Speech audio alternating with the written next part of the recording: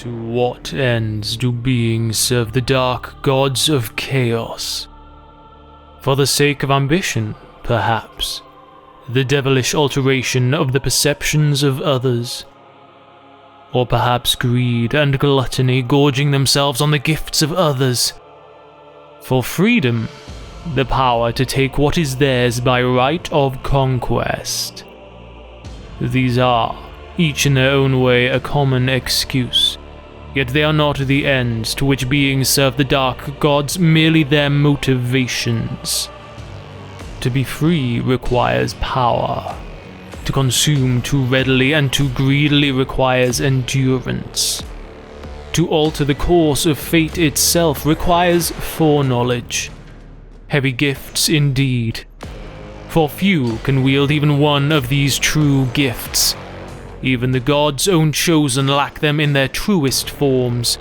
Beings such as Angron or Lucius can still be banished from the material realm, for a time at least.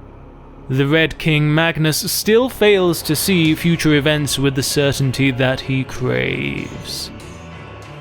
They are, none of them, worthy of the truth.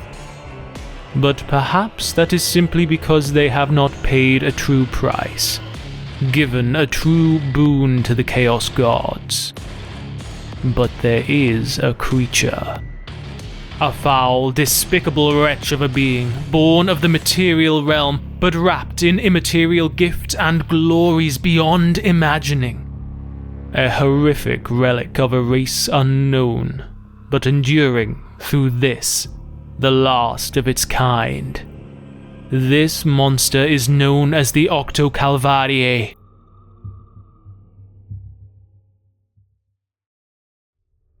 Welcome one and all, I am Azazel, and for better or worse, you have stumbled your way onto my entry on the Octocalvariae, a creature so terrible that even saying its name quickly can make your facial muscles spasm in difficulty.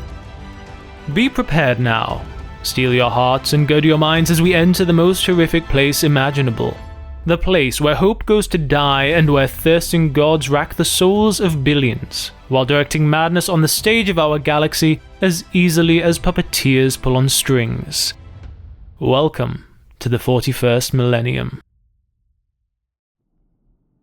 The Octocalvariae, and from this moment on I'll probably just refer to it as the Octo, is a monstrous, wicked and vile creature.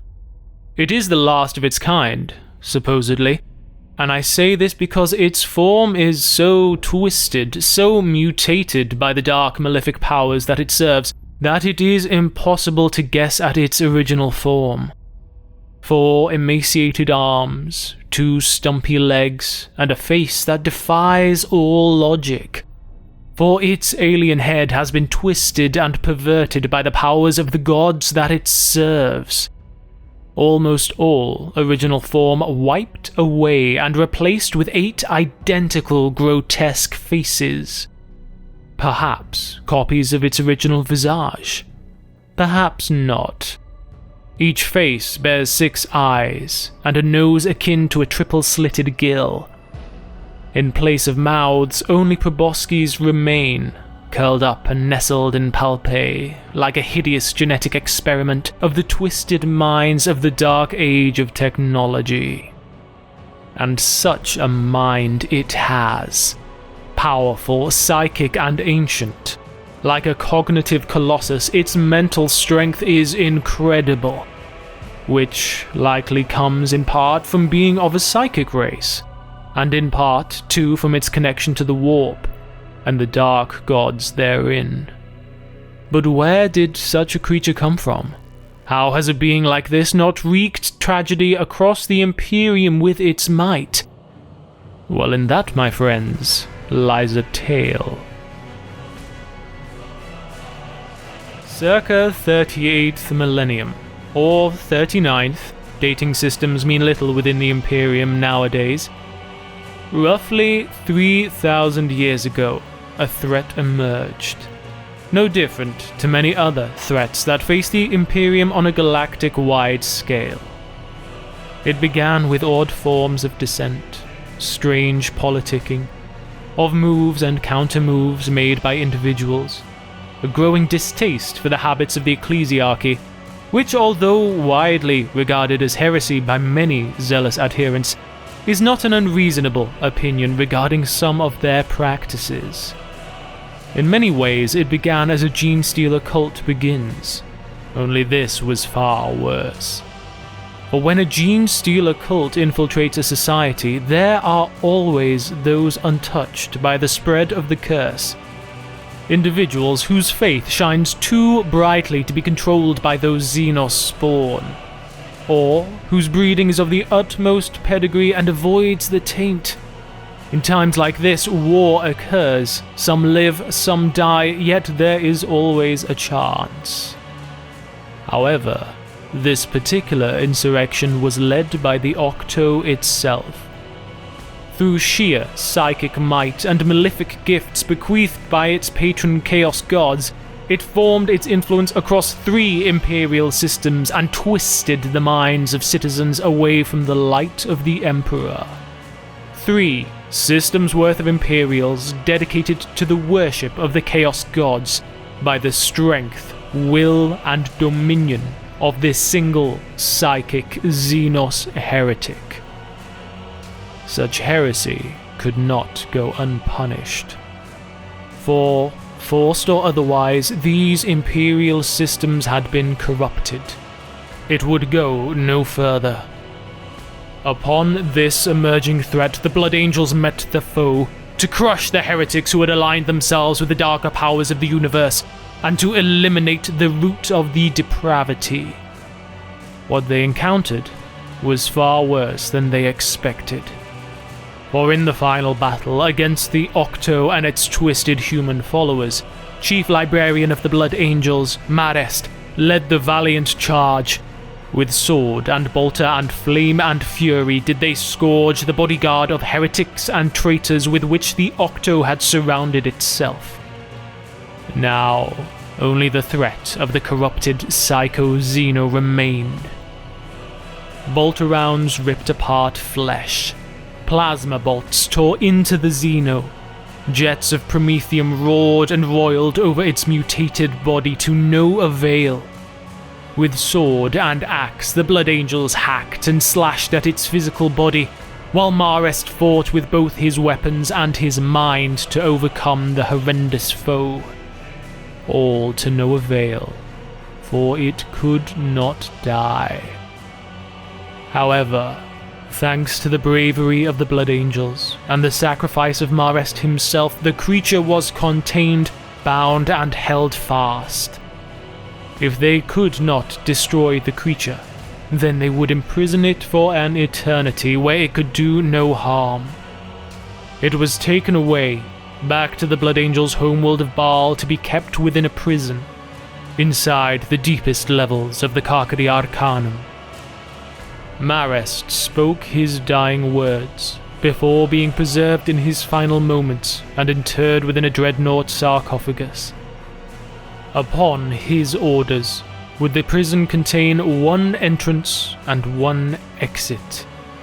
It would be constructed to hold only the most dark and dangerous of all that the Blood Angels encountered, items and beings too dangerous to destroy, lest their freed spirits wreak untold havoc on the galaxy.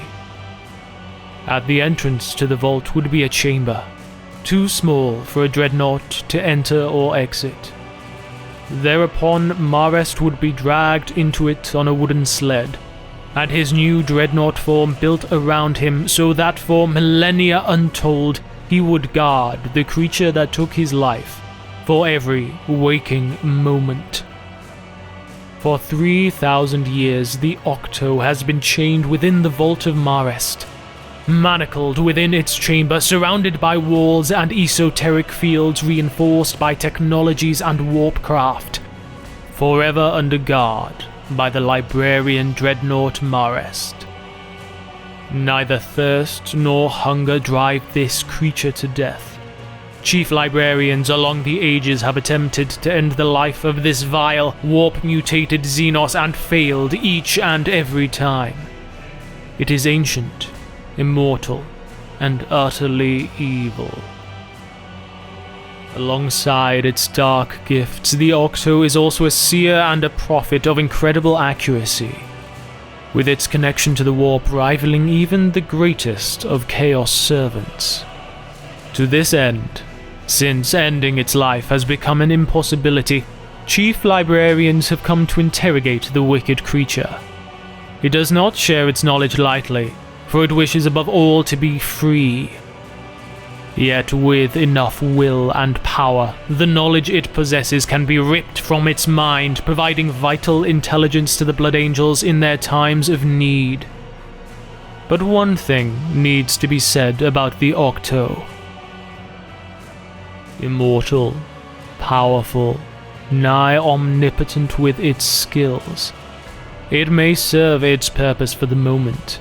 It may yet even be a boon to the Blood Angels as they face new challenges and enemies within Imperium Nihilus. But time is on its side.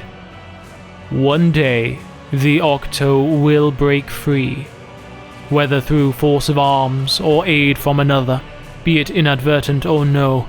Time is on the Octo's side. How many millennia will it endure? How much suffering will it undergo until its freedom is secured? But even worse than that, what will it do when it escapes? And will any of us be safe? And how much will Librarian Marest be made to suffer for his actions 3 millennia ago? If it wasn't regarded as heresy, we could always throw it as a sacrifice before the Golden Throne. But then again, would that give the Emperor an inexhaustible power source, or corrupt the last dregs of his spirit? What do you think?